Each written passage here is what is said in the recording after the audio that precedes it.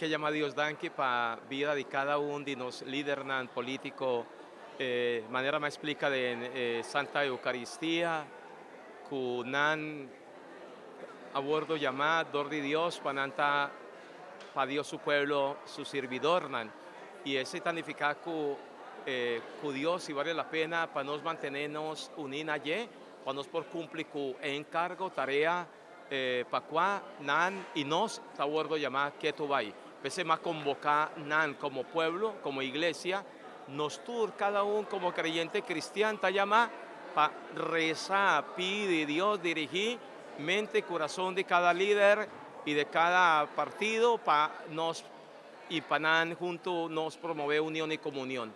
El mensaje está clarito, manera palabra de Dios avisa nos agua, San Juan capítulo 4, que es mujer samaritano, que Jesús te pide una agua para beber.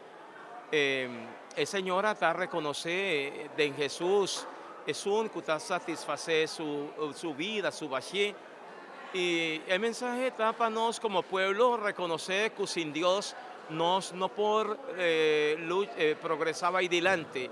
Un pueblo por jaña jópicos material, pero si como líder y político no nota promover espiritualidad para balancear la vida, costa queda bají. El pueblo lo experiencia y lo sigue experienciando un bají enorme de la vida.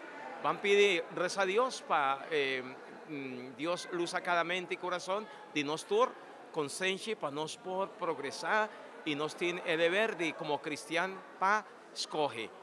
Va a escoger bon pidiendo a Dios luz y fuerza.